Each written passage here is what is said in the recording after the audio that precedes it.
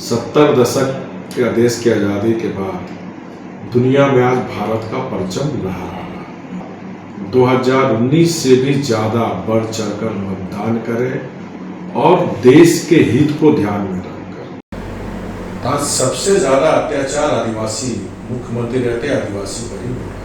हमारी सरकार आएगी, हम थर्ड गेट फोर्थ गेट पे फिर प्राथमिकता देंगे। आज दुनिया हमारे नेतृत्व पर आकर्षित होता है।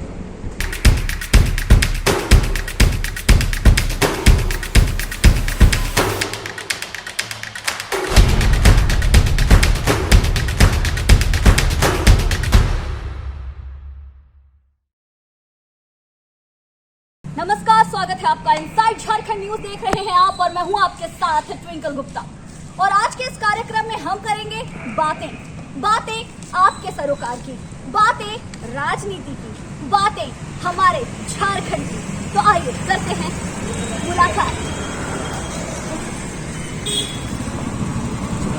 कहते हैं न कद बड़ा होता है न पद बड़ा होता है, बड़ा वही होता है जो आपके साथ हर हाल में खड़ा होता है। जी हाँ, आज मैं आपको एक ऐसी ही शख्सियत से मिलवाने जा रही हूँ जिन्होंने हर हाल में, हर कड़ी में, हर परिस्थिति में जनता के साथ खड़े रहे और हमेशा उनके कल्याण के लिए काम करा। एक ऐसी शख्सियत जिन्होंने झारखंड को एक और कदम आगे बढ़ाने में बहुत अहम भूमिका अदा की। जी हाँ, मैं बात कर रही हूँ भाजपा के राष्ट्रीय उपाध्यक्ष और झारखंड के सक्षम पूर्व मुख्यमंत्री रघुवर दास जी की। तो आइए करते हैं उनसे बातें और जानते हैं क्या कुछ है। सर, पहले तो आपका बहुत बहुत धन्यवाद कि आपने इनसाइड झारखंड न्यूज के लिए अपना बहुत कीमती समय दिया।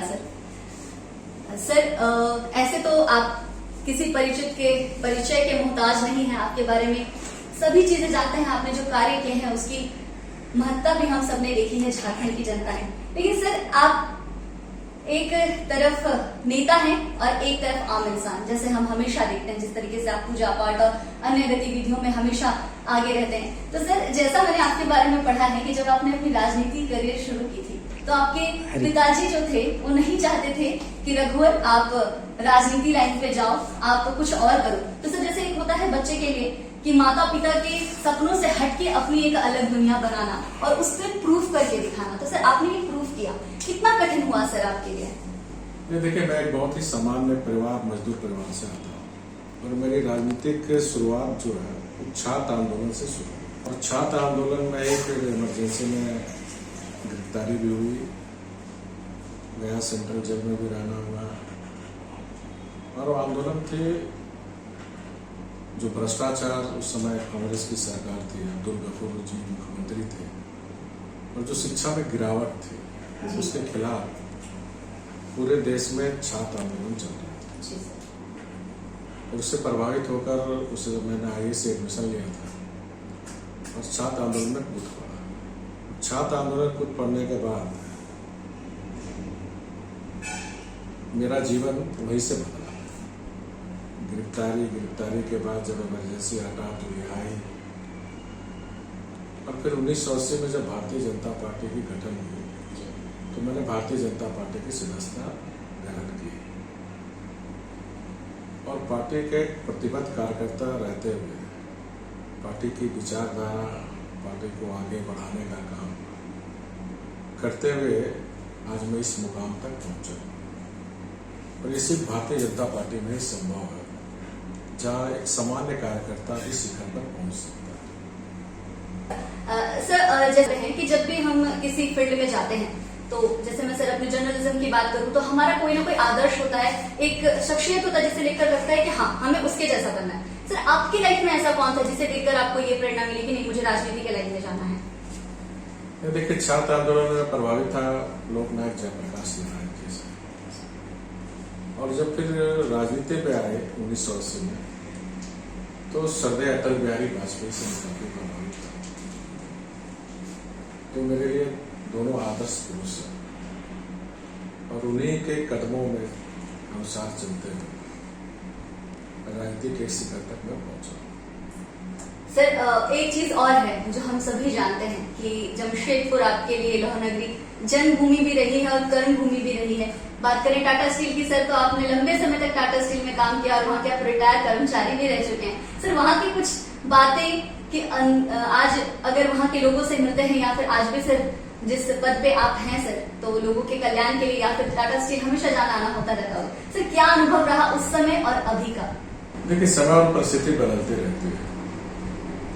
उस समय टाटा स्टील में करीब 10 वर्ष टेम्पोररी था। 10 वर्ष। और 10 वर्ष टेम्पोररी के बाद 1988 में मैं परमानेंट एम्प्लॉय हूँ और 1995 में भारतीय जनता पार्टी ने मुझे टिकट दिया। और जमशेदपुर की जनता का, खासकर जमशेदपुर क्योंकि मजदूर की नगरी है, और एक मजदूर को जो प्यार, जो विश्वास 25 वर्ष से दिया, और जमशेदपुर की जनता के कारण ही मैं राज्य का मुख्य सेवक भी बना, 2 बार पार्टी का प्रदेश अध्यक्ष भी बना, और आज भारतीय जनता पार्टी का राष्ट्रीय उपाध्यक्ष का दायित्व केंद्रीय नेतृत्व ने मुझे दिया। तो जमशेदपुर की जनता, आज भी मैं पद में रहूं चाहे न रहूं, जमशेदपुर की जनता ने जो 25 वर्ष कंटिन्यू जो समर्थन हमें दिया, तो मेरी कोशिश रही कि जमशेदपुर को भी टॉप 10 के शहर में लाया। आप देख रहे हैं जमशेदपुर में जब मैं मुख्यमंत्री बना तो जमशेदपुर के टाटा स्टील से बात करके सड़कें को चौड़ीकरण करने का, एक स्वच्छ जमशेदपुर का निर्माण हो। टॉप 10 इंदौर आज के डेट में इंदौर एक नंबर पे आता है। हम जमशेदपुर क्यों नहीं आ सकते?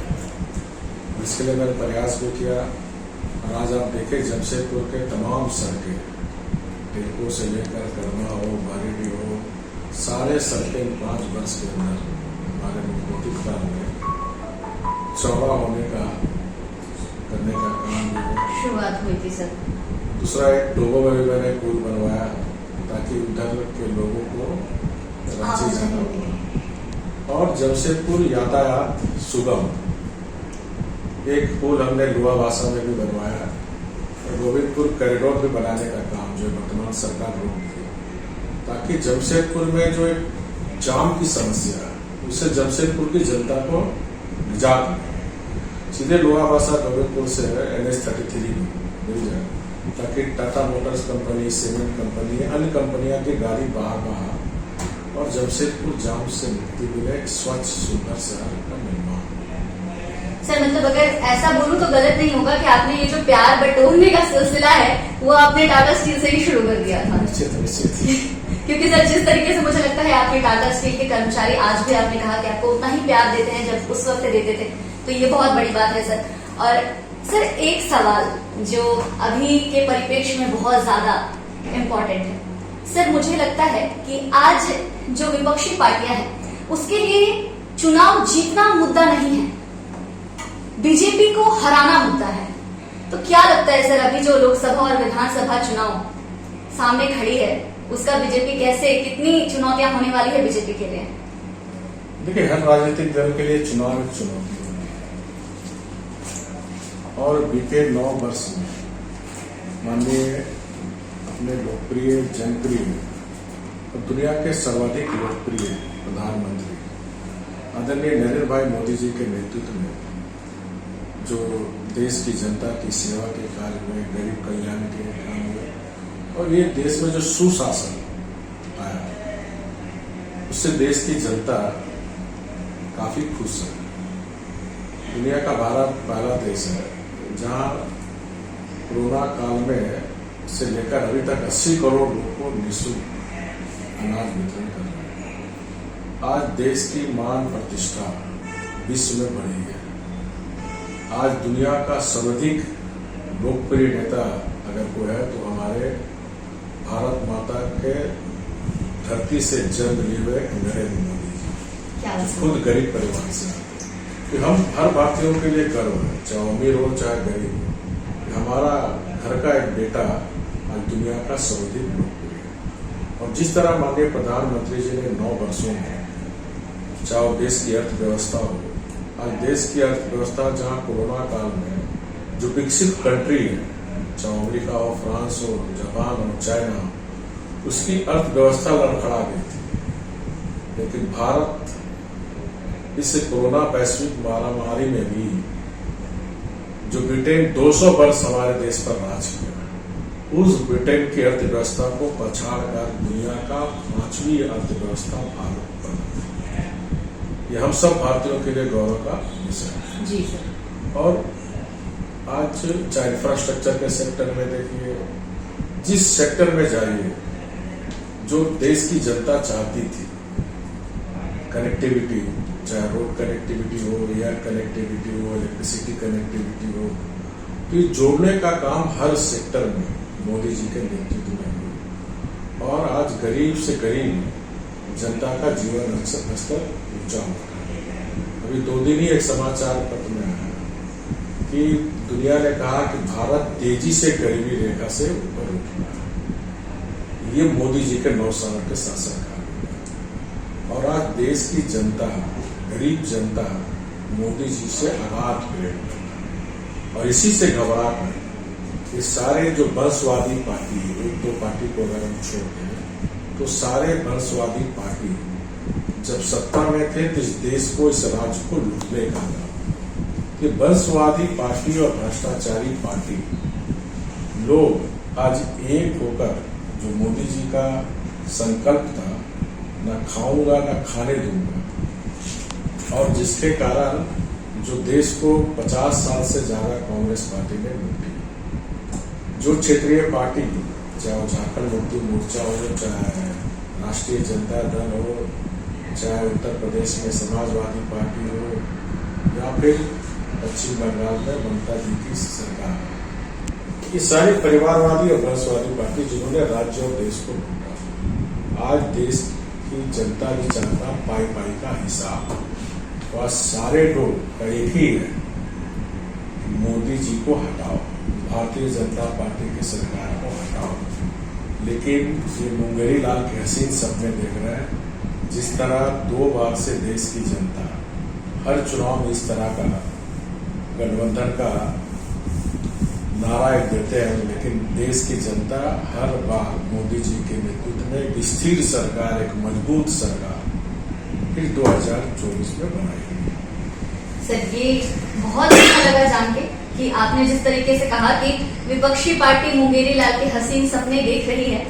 लेकिन सर, इससे कोई दो राह नहीं है कि हमारे जो माननीय प्रधानमंत्री नरेंद्र मोदी जी जो हैं, वो विश्वविख्यात हैं, वो अंतर्राष्ट्रीय स्तर पर जिस तरीके से उनकी ख्याति प्राप्त है, जिसके कारण हमारा भारत भी आगे बढ़ रहा है। लेकिन सर, इसके जस्ट उलट अगर बात करें तो आज जिसने आपने ममता दीदी के नाम लिए, चाहे आपने समाजवादी पार्टी या झामुमो की बात करी, सर सभी जब उनके 4 काम प्रधानमंत्री जी के सामने आते हैं तो उनके 4 गलतियां भी वो गिना देते हैं या 4 खामियां भी गिना देते हैं। तो सर, आप क्या कहना चाहेंगे कि प्रधानमंत्री जी का और इन विपक्षी पार्टियों का इस तरीके से जो वाद विवाद जो हमेशा चलता रहता है, हमेशा प्रधानमंत्री जी के काम के ऊपर की जो बातें की जाती है, इस पे आपको क्या लगता है कि कितनी सच्चाई है और क्या हो सकता है? देखिए, राजनीति में वाद विवाद होते हैं, लेकिन तथ्य क्या रहता है? आपको याद होगा 2019 में भी कांग्रेस पार्टी ने चौकीदार चोर का नारा देकर देश की जनता को भ्रमित करने का काम किया। लेकिन 2019 का जो रिजल्ट देश की प्रबुद्ध मतदाता ने दी, 2014 से भी ज्यादा 303 अकेले भारतीय जनता पार्टी। देश की जनता ने सिद्ध हमारा चौकीदार ईमानदार है। सर, 2019 में चौकीदार का नारा दिया गया था। चुनाव लड़ने के एक अहम शब्द बोल सकते हैं जो इस्तेमाल किया गया था। अभी 2024 में फिर से चुनाव होने वाले हैं। बीजेपी के लिए सबसे अहम मुद्दा क्या है इस बार के चुनाव में जनता के सामने जाने के लिए? देखिए, भारतीय जनता पार्टी के पास मुद्दा है हमारा नेतृत्व, माननीय प्रधानमंत्री मोदी जी और विकास। हम 2 ही मुद्दे पर देश की जनता के पास जाएंगे। एक हमारा नेतृत्व, जो मजबूत नेतृत्व, और दुनिया हमारे नेतृत्व पर आकर्षित होता है। दूसरा, 9 वर्ष में जो विकास काम हुए, ये 2 नेतृत्व और विकास भारतीय जनता पार्टी इसी मुद्दे पर जाएगी। तो इस बार के लोकसभा और विधानसभा चुनाव में नेतृत्व और विकास की बातें करेगी भारतीय जनता पार्टी और फिर से एक बार सत्ता में आने के लिए तैयार है। सर, ऐसे मैं जानूं तो ये आपका कार्यालय भी है और आवास भी। मैं ये पूछ रही थी आपसे कि एक शख्स जो मेरे सामने बैठे हैं, झारखंड के एक ऐसे सीएम जिन्होंने अपना 5 साल का कार्यकाल, पहले ऐसे सीएम जिसने अपना 5 साल का कार्यकाल बहुत ही मजबूती के साथ पूरा किया और झारखंड में पहले मुख्यमंत्री बने जिन्होंने पूरे कार्यकाल में एक भी, मुझे लगता है, कलंक नहीं लगे होंगे आपके ऊपर। तो सर, एक रघुवर दास ये हैं। एक रघुवर मुझे पता है जो बचपन में जैसे आपकी बातें हमने सुनी है, थोड़े चुलबुले, लॉटरी वगैरह की चीजें करना और बहुत सारी चीजें जैसे हम जानते हैं। तो सर, हमेशा आपका व्यक्तित्व ऐसा ही है या फिर कोई और रघुवर भी है जिसे हम दर्शकों को दिखा सकते हैं? देखिए, मैं शुरू से राजनीति में आने के पहले भी, चाहे राजनीति में रहते हुए भी, समाज के लिए रचनात्मक काम, समाज की सेवा करना मेरी प्राथमिकता थी। और भालूबासा में किशोर संघ हुआ करता था, टीना का सेठ था, और जहां मैं भालूबासा में रहता हूँ एक शीतला माता का मंदिर भी था। हमने बिना किसी के पास हाथ फैलाया हमने शीतला माता मंदिर लॉटरी शुरुआत की। उस समय मैं एमएलए भी नहीं बना था और हमने 20 मारुति, उस समय मारुति का बहुत ब्लैक मार्केटिंग चलता था, मारुति नया नया आया था।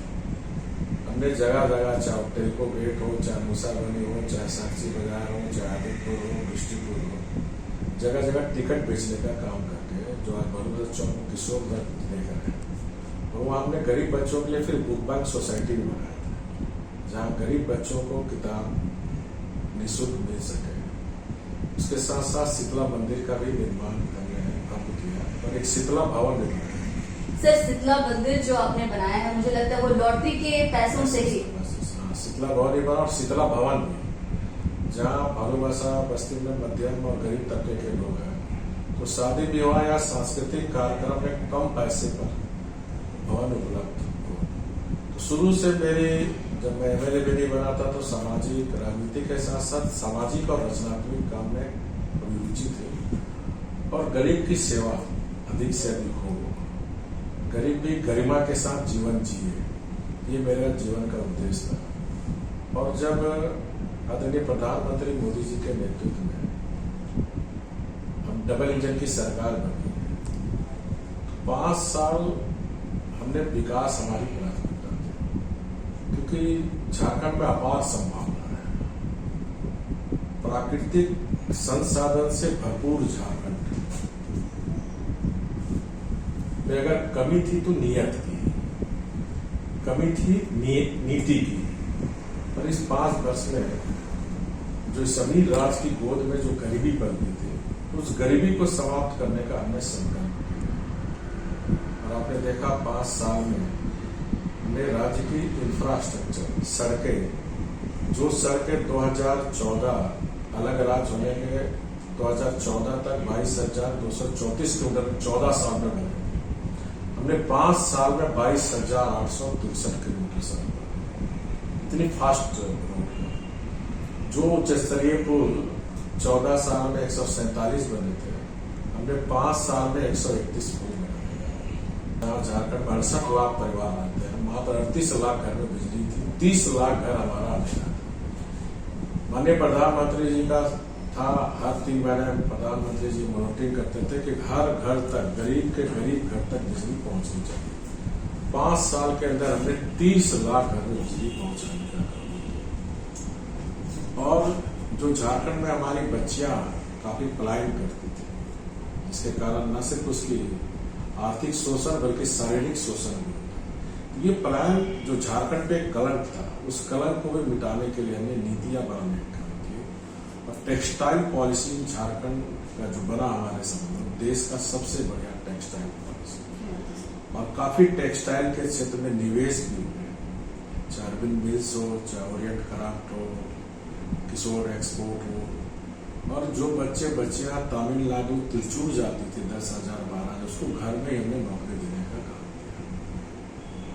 और ये सरकार आने के साथ तो सारे आज कंपनी फिर भाग गए। सर, आपने बहुत सारी उपलब्धियां बताई, इसमें कोई दोराहा भी नहीं है, इसमें कोई शंका भी नहीं है। लेकिन सर बावजूद इसके आपके कार्यकाल में इतने सारे काम होने के बावजूद, सड़क चौड़ीकरण से लेकर बच्चियों का पलायन रुकने से लेकर बहुत सारी चीजें हुई, लेकिन फिर भी सर विधानसभा चुनाव भाजपा हार गई। सर क्या चूक रह गई भाजपा की जिसके कारण विधानसभा चुनाव भाजपा हार गई और ये झामुमो कांग्रेस की सरकार आज सत्ता में है? तो क्या चूक थी और उस चूक को कैसे इस बार आप लोग नहीं करेंगे, कैसे पूरा करेंगे? देखिए, मैं जहां तक समझता था कि हम लोग ने इतने विकास किए थे, राज गठन के बाद पहली बार स्थानीय नीति हमने परिभाषित की थी। किसी सरकार ने हिम्मत नहीं की थी, सिर्फ कमेटी बना बना के छोड़ देना था। और इस राज्य के जो नौजवान युवकों का सपना था कि अलग राज्य होगा, हमें सरकारी नौकरी मिलेगी, हमने 2016 में स्थानीय नीति बनाई, नियोजन नीति बनाई। क्योंकि झारखंड में जो 1985 से रह रहे हैं सभी झारखंड में है। दूसरा नियोजन नीति हमने बनाई कि 3rd गेट 4th गेट में झारखंड के बच्चे बच्चियों को नौकरी में प्राथमिकता मिलनी चाहिए, उसका हक था। और नीतियां बना के हमने 1 लाख से ज्यादा सरकारी नौकरियां दी, चाहे वह 13,000 सिपाही की नौकरी हो, चाहे महिला बटालियन हो, चाहे कोरियन बटालियन हो, चाहे जो अभी नए नए दरोगा देख रहे हैं, 2200 दरोगा की बहाली हो, बमबच्ची की बहाली हो, 32,000 टीचर की बहाली हो, या फिर PWD में इंजीनियर की बहाली हो, बिजली विभाग में 800 नियुक्ति हो। तो मेरा या हम लोग का मानना था कि इतना विकास हुआ तो जनता विकास के आधार पर मतदान करे। लेकिन इस चुनाव में विकास के आधार पर जो हम लोग को ओवर कॉन्फिडेंस थे, वो कहीं न कहीं चूक हुई कि विकास के साथ साथ और बहुत सारी चीजें हैं। ऐसा नहीं कि जनता ने विकास के नाम पर वोट नहीं दिया। हमारा तालमेल नहीं होना भी एक कारण है, और नहीं तालमेल होने के बाद भी झारखंड की जनता ने हमारी सरकार को सबसे बड़ा वोट दिया। जहां झारखंड मुक्ति मोर्चा, कांग्रेस, RJD तीनों दल मिलाकर 36% वोट मिला। अकेले भारतीय जनता पार्टी को 33.8% वोट मिला। 2014 में जब हम लोग चुनाव लड़े थे तो उस समय भारतीय जनता पार्टी को मिला था 31.3%। तो 2014 से 2019 के चुनाव में 2% से ज्यादा वोट मिला। तो जनाधार हमारा बढ़ा, सीट नहीं बढ़ी। तो जनता को हमारा सरकार का समर्थन था, वो लोग सब तालमेल किए, हम लोग की तालमेल नहीं हुई। हम चाहते थे तालमेल हो, लेकिन हमारा सहयोगी दल अलग चुनाव लड़ा 52 जगह, जिसके कारण सरकार हमारी नहीं मिल पाई। लेकिन हमारी सरकार का समर्थन, हमारी पार्टी को, विचारधारा को राज्य की जनता ने दी है। अगर सरकार से नाराज होती, अगर हमारी विचारधारा को पसंद नहीं करती, तो हमारा वोट परसेंटेज डाउन होना चाहिए, जबकि 2014 से 2 पॉइंट से ज्यादा वोट परसेंटेज बढ़ा। सर, इन सब के बावजूद जो आपने कहा कि हमारे बीच में जो गैप रह गई, हमें जो सामंजस्य हम नहीं बिठा पाए, तो क्या इस बार आजसू के साथ आपकी गठबंधन होगी? एक बार फिर से हमें वो मजबूती देखने को मिलेगी? क्या वो चूक इस बार रिवाइव किया जाएगा सर? नहीं, निश्चित रूप से हम लोग से भी जो चूक हुई हम लोग ने भी स्वीकार किया, हमारा संगठन आजसू ने भी चूक हुई तो उन्होंने भी स्वीकार किया। और इस बार झारखंड में मजबूत गठबंधन, भारतीय जनता पार्टी और जदयू का मजबूत गठबंधन। चलिए सर, हम लोग उम्मीद करते हैं कि आपकी बातें 100% सही हो। लेकिन सर, इसके बावजूद भी मैं आपसे जानना चाहूंगी सर कि अभी जैसा परिप्रेक्ष्य चल रहा है झारखंड में, एक तरफ हमारे हेमंत सोरेन जी हैं जो एक आदिवासी मुख्यमंत्री होने का दावा करते हैं, और अब समय समय पर सर जब जरूरत पड़ी है, जब उनपे कुछ घोटालों के मामले भी आए थे, तभी उन्होंने जब रांची में संगठन दिखाया था अपनी मजबूती दिखाई थी, तो सारे आदिवासी समर्थकों के साथ उन्होंने दिखाया था कि हम कितने मजबूत हैं। और सर, आप एक ऐसे मुख्यमंत्री जो पहले झारखंड में गैर आदिवासी मुख्यमंत्री रहे हैं, तो सर आपको क्या लगता है कि आदिवासियों के ऐसे झारखंड में कितना जुड़ने वाले हैं आप लोग आदिवासियों के साथ? देखिए, 2019 के विधानसभा चुनाव में 2% आदिवासी का वोट 2014 के चुनाव से बढ़ा है, क्योंकि भारतीय जनता पार्टी आदिवासी गैर आदिवासी की राजनीति नहीं करती। हम बात करते हैं झारखंड की 3.25 करोड़ जनता, हमारे लिए 3.25 करोड़ जनता सर्वोपरि।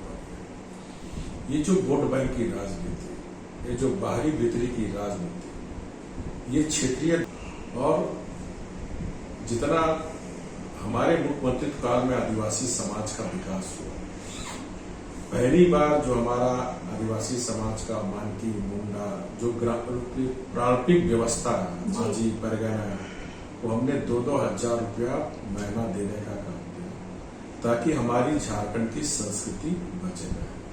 आज अगर हम बात करें माननीय हेमंत सोरेन के नेतृत्व में तथाकथित अपने को आदिवासी नेता कहने वाले, आज सबसे ज्यादा अत्याचार आदिवासी मुख्यमंत्री रहते आदिवासी पर ही हो रहा। अगर उतना ही दर्द रहता तो ये जो मानदेय बढ़ा है उसका पैसा बढ़ा देना चाहिए था। दूसरा, पहली बार संथाल रोलची की हमारी भाषा है 1 to 5 हमने पढ़ाई शुरू की। संथाल के क्षेत्र में आप जाए, रेलवे स्टेशन से लेकर ब्लॉक ऑफिस, डीसी ऑफिस में संथाल भाषा में आपको लिखा। बाप बेटा मिलकर 5 बार राज्य का मुख्यमंत्री बना, लेकिन कभी भी संथाल समाज की चिंता नहीं की।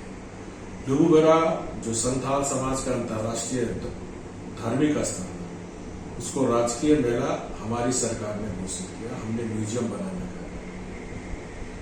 आदिवासी क्षेत्र में हम लोग ने विकास, अब गांव-गांव में जो आज पानी का टंकी देख रहे हैं, गांव-गांव में स्ट्रीट लाइट देख रहे हैं, आदिवासी क्षेत्र में भी हमारी सरकार। तो विकास, सबका साथ, जो माननीय प्रधानमंत्री जी का मूल मंत्र था, सबका विकास, सबका साथ, सबका विश्वास और सबके प्रयास से इन 5 वर्ष में हमने पूरी ईमानदारी पूर्वक हमने काम करने का काम किया था। लेकिन अगर 4 साल में माननीय हेमंत सोरेन की सरकार को देखें तो इनका 4 साल में रिकॉर्ड निष्क्रिय प्रदर्शन, अक्षमता, कुशासन, भ्रष्टाचार और खासकर महिलाओं पर अत्याचार, और उस महिलाओं में भी खासकर आदिवासी महिला और दलित पर। कभी भी इस 20-22 साल में कभी भी आदिवासियों का नरसंहार नहीं हुआ था। इसी कोल्हान में चाईबासा में 7 आदिवासी उनका नरसंहार हुआ था, और मुख्यमंत्री जी कहते हैं मारने वाला भी मेरा, मरने वाला भी मेरा। आज तक उसकी कोई संथाल परगना, जिनकी अपने को कर्मभूमि मानता है, उस संथाल परगना में आज संथाल परगना की पहचान, संथाल परगना की आज पहचान आज बांग्लादेशी अवैध घुसपैठी के कारण आज उसका अस्तित्व खतरे में है। आज संथाल परगना में हमारी बेटियों को लव जिहादी के माध्यम से आज 50-50 टुकड़े में काटा जा रहा है। आज संथाल परगना के हमारी बहनों से शादी करके सिर्फ लव जिहादी नहीं बल्कि लैंड जिहादी करने का भी काम, 10,000 एकड़ जमीन अवैध बांग्लादेशी मुसलमान आज संथाल परगना में जमीन कब्जा कर रहे हैं। आदिवासी मुख्यमंत्री रहते हैं और आदिवासी संस्कृति पर, परंपरा पर हमला हो रहा। जनता इस सरकार से मोह भंग हो चुकी है, वो सिर्फ समय का इंतजार कर रहे हैं। आने वाले समय में इस जो भ्रष्टाचारी सरकार जो झारखंड की संस्कृति और परंपरा पर सिर्फ अपनी वोट बैंक के लिए चुप्पी साधे हुए, चाहे आदिवासी समाज हो चाहे गैर आदिवासी समाज हो, इस सरकार को उखाड़ फेंकेगी। सर, कहने का मतलब है कि 2024 दिखाने वाला समय है। निश्चित रूप से देखिए, 2024 पार्लियामेंट चुनाव में 14 का 14 सीट भारतीय जनता पार्टी जीतेगी। हम लोग ऑलरेडी 12 सीट 2019 में जीते थे, 11 भारतीय जनता पार्टी, आज 2 सीट राजमहल और चाईबासा कुछ कमी हो गई थी। लेकिन आज साहेबगंज में जहां मुख्यमंत्री का विधानसभा क्षेत्र है, उसकी स्थिति आप जाके देखें, सारा संथाल समाज इससे आक्रोशित है। यहाँ तक कि अब मुसलमान भी इनसे खुश नहीं है, क्योंकि सिर्फ वोट बैंक की राजनीति, ये मुसलमान और आदिवासी समाज को झारखंड मुक्ति मोर्चा कांग्रेस सिर्फ एक वोटर समझती है, कभी भी झारखंड और देश का नागरिक नहीं समझती। ये जो युवा पीढ़ी है, चाहे संथाल समाज का चाहे मुस्लिम समाज का, ये कांग्रेस और जेएमएम की वोट बैंक की राजनीति को समझ गई। चाईबासा में भी परिवर्तन होगा, राजमा में भी परिवर्तन होगा और 14 का 14 सीट भारतीय जनता पार्टी की झोली में आएगी। और निकट भविष्य में जब विधानसभा के चुनाव होंगे तो मैं दावे के साथ कहता हूं कि भारतीय जनता पार्टी और राष्ट्रीय गठबंधन की सरकार यहाँ बनेगी। सर, ये बात तो हुई कि राजनीति में क्या होगा। सर, अभी जो चल रहा है झारखंड में, एक तरफ कुर्मी आंदोलन कर रहे हैं, एक तरफ आपने अभी थोड़ी देर पहले कहा ओल्ची की लिपि के बारे में, उसके लिए आंदोलन हो रहा है, नियोजन नीति को लेकर बातें हो रही है, स्टूडेंट्स अलग आंदोलन कर रहे हैं। अगर अभी के परिप्रेक्ष्य में रघुवर दास जी मुख्यमंत्री के पद पर होते तो वो क्या क्या फैसले लेते? मैं ऑलरेडी फैसला ले चुका था। मैंने 2016 में स्थानीय नीति परिभाषित की, तो 1985 से झारखंड में रह रहे हैं, सभी झारखंडी है, आज भी वो लागू है। दूसरा, हमने नियोजन नीति बनाई थी 3rd ग्रेड 4th ग्रेड में, जो उनका हक था, उनको नौकरी में प्राथमिकता मिलनी चाहिए। नियुक्ति चल भी रही थी, सरकार बदल गई, लेकिन ये सरकार बदले के भावना से जब एक मामले में सोनी कुमार जो परामू की थी उसने केस की, तो हेमंत सोरेन सरकार ने वहां एफिडेविट डाला अपने एडवोकेट जनरल के थ्रू कि बीजेपी की सरकार की नियोजन नीति गलत है, जिसके कारण हाईकोर्ट ने डिसीजन लिया। लेकिन सुप्रीम कोर्ट में भी डिसीजन के बाद भी ये सरकार ने लटकाने का कोशिश की, चाहे शिक्षकों की नियुक्ति हो, चाहे पंचायत 3088 पंचायत सचिव की हो, चाहे लिपिक की हो। सुप्रीम कोर्ट के फटकार के बाद 3 साल से सारी नियुक्ति को लटका के भटका के सरकार लगी हुई थी। सुप्रीम कोर्ट के फटकार के बाद मिली तो, और आज जो इन्होंने फिर नियोजन नीति बनाई 60-40, ये झारखंड के लिए नहीं है। 40% 60% मैं मुख्यमंत्री को यही सलाह देना चाहूंगा, ये वोट बैंक की राजनीति से राज्य को काफी नुकसान हुआ। इस अलग राज्य का जो सपना हमारे लोगों ने देखा था, उस राज्य के सपने को पूरा करने का काम, अगर अपने आप को आप आंदोलनकारी का बेटा मानते हो, तो यहाँ के 3rd ग्रेड 4th ग्रेड के लिए नियोजन नीति यहाँ के लोगों के हित में बनाइए, ताकि राज्य में और एक उड़ान ना हो। सर, इससे जुड़ा बहुत ही छोटा नारा चल रहा है 60-40 नहीं चलतो, तो क्या बीजेपी फिर से आती है तो 60-40 नहीं चलतो या चलतो? नहीं, हमारी सरकार आएगी, हम 3rd ग्रेड 4th ग्रेड में फिर प्राथमिकता देंगे जी। सर, अब थोड़ी सी बात करते हैं हमारी, तो भाजपा के अंदर बहुत सारी चीजें बदली है, पदभार बदला है, आप समझ रहे होंगे सर।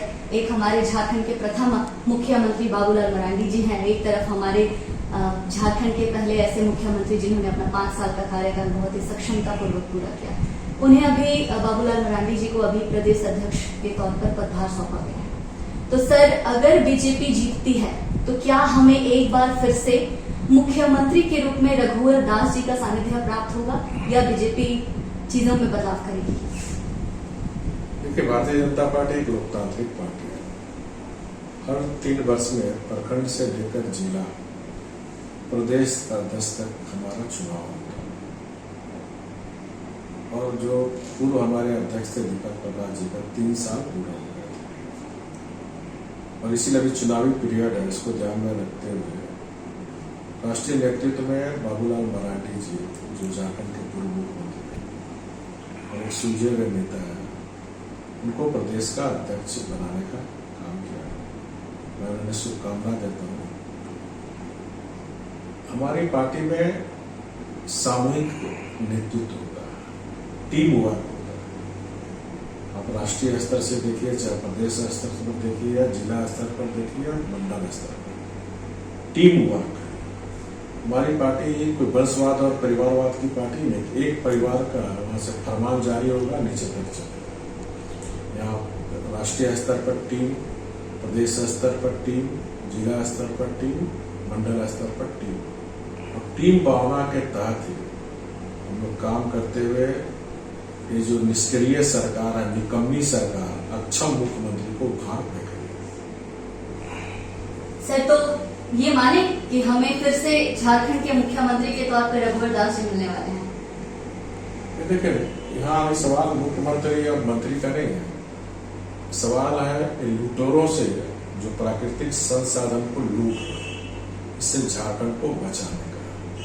मैं फिर कहा, वो यहाँ जो भारतीय जनता पार्टी के कार्यकर्ता काम कर रहे हैं, तो मुख्यमंत्री और मंत्री और एमएलए बनने के लिए नहीं काम कर रहे हैं। हम काम कर रहे हैं देश को बनाने के लिए, हम काम कर रहे हैं राज्य को बनाने के लिए।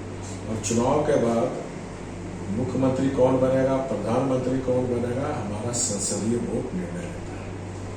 सर लोकसभा चुनाव होने वाले हैं और जैसे कयास लगाए जा रहे हैं, जैसे खबरें आ रही है कि चतरा की सीट से इस बार रघुवर दास जी उतर सकते हैं, तो कितनी सच्चाई है इस बात में सर?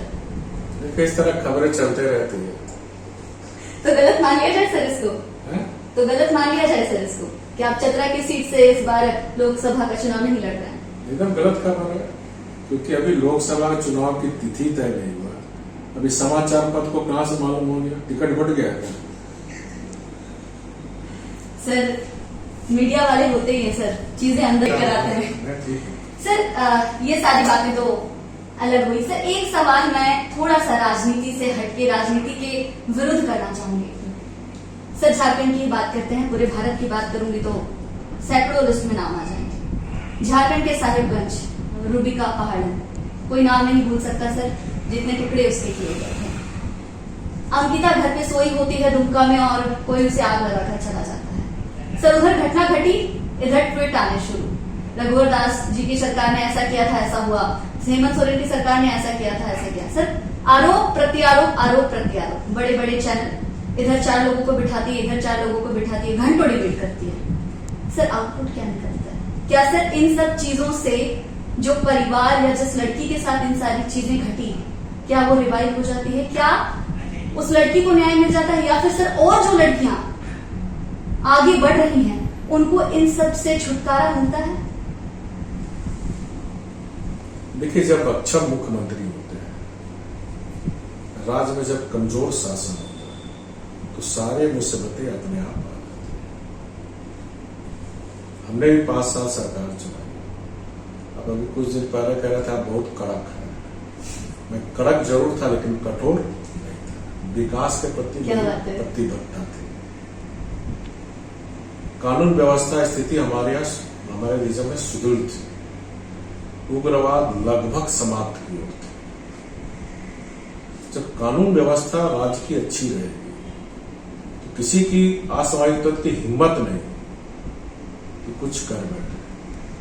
आज संथाल परगना फिर में जो स्थिति है, आने वाले वर्षों में संथाल परगना और झारखंड में भी जिस तरह अवैध बांग्लादेशी घुसपैठ, आप लोहरदगा चले जाइए, रांची तक चले जाइए, जिस तरह आदिवासी महिलाओं से शादी करके लैंड जिहादी कर रहे हैं, तो आने वाले समय में ये आदिवासी समाज के अस्तित्व पर भी खतरा उत्पन्न हो रहा है। लेकिन सरकार को सिर्फ चाहिए वोट बैंक, कि सारी मुसीबतें का जड़ हेमंत सोरेन सरकार की, कांग्रेस सरकार की वोट बैंक की राजनीति। सर क्या लगता है, कांग्रेस हट गई, जेएमएम हट गई, तो लड़कियों के साथ जो ये सारी चीजें हो रही है, सर अंकिता आई थिंक आदिवासी नहीं थी और रूबी का पहाड़ वो आदिवासी थी। सर ये मुद्दा क्या सरकार बदलने से बदल जाएगा? क्या ये जो अपराध है ये बदल जाएगा?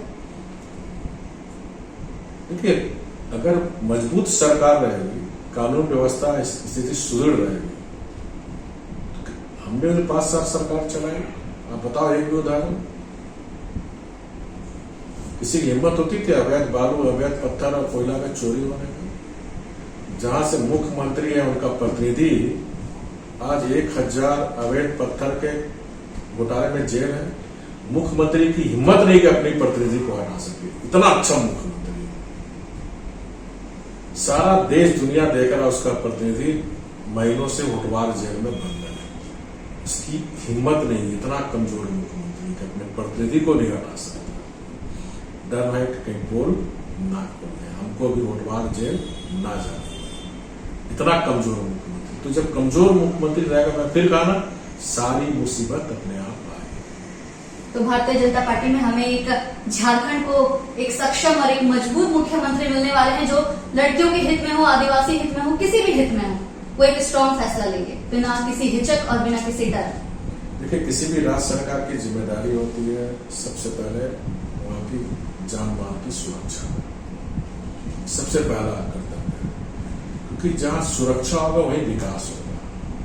5 वर्ष में हमारी सरकार, डबल इंजन की सरकार ने जो विकास हुए, क्योंकि राज्य में शांति थी, राज्य में लोग सुरक्षित थे, इसलिए विकास हुआ। अब बताओ, 4 वर्ष में मुख्यमंत्री को मैं खुली चुनौती देता हूं, मैं अनेक बार बोल चुका हूं कि आप 4 वर्ष में एक भी योजना बताओ जिसका शिलान्यास और उद्घाटन किया। ये सारी थोड़ा बहुत जो उद्घाटन भी हो रहा हो हमारी सरकार की समय शुरू किया हुआ, चाहे वो हाई कोर्ट हो, चाहे ग्रिड का उद्घाटन हो, सब डबल इंजन की सरकार। एक भी योजना बताओ कि हमने ये योजना को शुरू की 4 साल के अंदर, इसका उद्घाटन किया, तो उनके विकास से मतलब ही नहीं है। देखिए, 4 वर्ष में झारखंड भ्रष्टाचार और कुशासन के कारण आज विकास से वंचित है। इनका सिर्फ एक ही उद्देश्य है, यहाँ के प्राकृतिक संसाधन, जल जंगल जमीन के नाम पर नारा देकर सत्ता में आने वाली सरकार आज जल जंगल जमीन को लूट रही है। आज देख रहे हैं जमीन में कितने अधिकारी जेल में है, इनके कितने अधिकारी माइंस और पत्थर के अवैध खनन में अधिकारी भी जेल में, जंगल अवैध कटाई कोलाहल में अलग हो रही है, जमीन का अलग, सरकारी जमीन जितनी है उसकी जमाबंदी अलग हो रहा है। और प्राकृतिक संसाधन का तो समाचार पर डेली रंग से भरा रहता है। जल जंगल जमीन का नेता है हेमंत सोरेन जी के राज में। सर, इसी तरीके से जब आप टेंस माहौल में रहते हैं और बहुत सारे काम करके आते हैं, जिस तरीके से अभी मैंने आपके ऊपर सवाल पूछे, आपने एक से बढ़कर एक सबके जवाब दिए और बिल्कुल सटीक जवाब दिए, तो ये सब होने के बाद रघुवर जी अपना माइंड शांत करने के लिए क्या करते हैं? माइंड मेरा हमेशा शांत रहता है। एक जुनून था मुझे 5 साल कि झारखंड को बदलना। देश का सबसे रिचेस्ट राज्य है झारखंड। किसी राज्य के पास 40% रिसोर्सेज नहीं है, लेकिन ये भी सही है कि 40% खनिज संपदा होने के बाद भी हमारे लोग गरीब हैं। ये जो कसक थी मेरे अंदर, इस राज्य को बदलना, इसीलिए मेरे जुनून के तहत 5 वर्ष झारखंड की जनता की सेवा। और इसीलिए आज जनता, आप देख रहे हैं कहीं भी घूम रहे हैं, जनता मुझे फिर याद कर रही है। तो रघुवर दास के कारण नहीं याद कर रही, मेरे 5 वर्ष के विकास के कारण मुझे याद कर रहे। यश धन से बड़ा धन कोई नहीं होता, मुख्यमंत्री कोई परमानेंट नहीं होता, लेकिन मैंने जो 5 वर्ष में यश कमाया, उस यश से मैं काफी संतुष्ट। चलिए, अभी काम करते हैं, आपके राजनीति गलियारों से कहने का मतलब आपके कार्यालय से निकलते हैं और आपके घर में चलते हैं मानसिक तौर पर। रघुवर जी की क्या क्या हॉबी है, वो क्या करते हैं खुले टाइम में, जब उन्हें फ्री टाइम ऐसे तो मिलता नहीं है, जब मिलता है तो वो क्या करना सबसे ज्यादा पसंद करते हैं? क्योंकि हमेशा हमारी जनता ने और इनसाइड झारखंड की जनता ने भी रघुवर जी को एक राजनीति करियर में देखा है, एक कड़क निर्णय लेते हुए देखा है, एक उनका वो बच्चा जो उनके अंदर छुपा है उसे दिखाना चाहती हूँ मैं, हमारी जनता वो देखना चाहते हैं। तो क्या करते हैं सर जब आप फ्री बैठे होते हैं, गुनगुनाते होंगे, कुछ करते होंगे?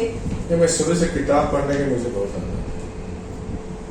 दूसरा, खेलने का उम्र तो रहा ना क्या, तो शरीर को फिट जरूर रखता हूँ। तो जैसे सुबह उठ के योगा 1 घंटा, योगा, उसके बाद फिर केरला में के बैठ के मिलना जुलना, फील्ड में जाना, और शाम में फिर आधा घंटा वॉकिंग। सर, इतने बिजी स्केड्यूल के बावजूद भी आप शाम में वॉक करने का, सुबह योगा करने का समय निकाल लेते हैं? अब सुबह कई कार्यक्रम रहा, जैसे भी हम लोग 9 साल जो उपलब्धि है, जो शानदार उपलब्धि है, तो डोर टू डोर माँ जनसंपर्क के अभियान कर रहे हैं। जैसे अभी हम लोग बिरसा नगर 6 नंबर जोन में अपने महिलाओं के साथ और हमारे कार्यकर्ताओं से बैठक कर गए हैं। संडे को वहाँ घर घर जनसंपर्क करना है। जैसे सुबह मान लीजिए कार्यक्रम तो योगा छूट जाता है, लेकिन हफ्ता में 5 दिन में योगा जरूर करता हूँ। सर मैंने कहीं ऐसे सुना है कि रघुवर जी जब बहुत ज्यादा टेंशन में होते हैं तो ऐसा करते हैं। सर आप सर क्या गुनगुनाते हैं अंदर? वो जब कॉलेज लाइफ था तो सब था। अब सर एक बार चलते हैं हम लोग कॉलेज लाइफ में। सर बहुत मजा आ जाएगा अगर आपको ये गाना अगर जवाब पे आ जाए। अब मेरी ज्यादा रुचि रहती किताब में। सर कौन सी किताब अभी आपने हाल फिलहाल पढ़ी है बहुत अच्छी किताब जो आप चाहेंगे कि जनता भी पढ़े? जैसे मैं दीनदयाल उपाध्याय जी का जो अर्थनीति है, जो सामाजिक, उस किताब से काफी प्रभावित है। वाजपेयी जी की भी बहुत सारी किताबें हैं और फिर कुछ साहित्यकार लोगों की भी किताबें हैं। तो जैसा जैसा मौका मिलता है अकेले रहता हूँ तो किताब सबसे बड़ा बढ़िया दोस्त है। सर आप ट्विटर वगैरह पे भी एक्टिव रहते हैं सर, तो कभी हमारे साथ किताबें भी शेयर करें। सर एक लास्ट सवाल है मेरा, क्योंकि लोकसभा विधानसभा चुनाव होने वाले हैं, जनता आपसे जुड़ रही है, जुड़ी हुई भी है, तो आप क्या कहना चाहेंगे इनसाइड झारखंड न्यूज के थ्रू हमारी झारखंड की जनता को? इनसाइड झारखंड के पूरे परिवार को सर्वप्रथम मैं बहुत शुभकामनाएं देना चाहता हूँ। कोल्हान नहीं बल्कि पूरे झारखंड में इनसाइड में छाए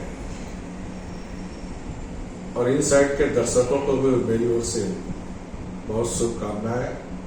मैं सभी इनसाइड के दर्शकों से मेरी अपील होगी, इस देश को जो हमारे स्वतंत्रता सेनानियों ने सपना देखा था, इस देश के बारे में जो हमारे स्वामी विवेकानंद ने सपना देखा था कि भारत फिर से विश्व गुरु, तो आपके आशीर्वाद से, जनता के आशीर्वाद से एक गरीब का बेटा 9 वर्ष के शासन काल में जिस पर बेदाग शासन हुआ, तो पूर्व की सरकार में देखे यूपीए की सरकार में सिर्फ घोटाले और गोलमाल की कहानी थी। तो आज वर्षों बाद 70 दशक के देश की आजादी के बाद दुनिया में आज भारत का परचम लहरा रहा। तो ऐसे नेतृत्व, मजबूत नेतृत्व के लिए आप 2019 से भी ज्यादा बढ़ चढ़कर मतदान करें और देश के हित को ध्यान में रखकर, राज्य के हित को ध्यान में रखकर, क्योंकि अगर देश का भला होगा तो हमारा भी भला होगा, राज्य का भला होगा तो हमारा भी भला होगा, क्योंकि एक मतदान के लिए हमारे स्वतंत्रता सेनानियों ने बलिदान दिया। तो एक मत को हम जाति और संप्रदाय या कुछ पैसों के लालच में हम उस मत को गिरवी रखने का काम ना करें। अपने बच्चे, अपने बच्चियों का भविष्य को ध्यान में रखकर एक मजबूत सरकार देश में, एक मजबूत सरकार राज्य में बने, यही आप सबसे अपील है।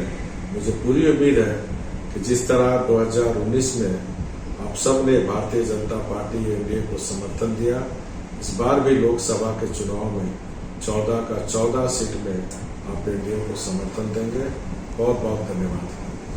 बहुत बहुत धन्यवाद सर आपका इनसाइड झारखंड के लिए शुभकामनाएं देने के लिए, और हम सभी यही कामना करते हैं कि आपकी सारे विशेष पूरे हो जाए, आपने जो वादे किए हैं वो 100% पूरी, और एक बार फिर से आप सत्ता में काबिज हों। बहुत बहुत शुक्रिया सर आपका, अपना कीमती समय, अपना बहुमूल्य समय हमारे साथ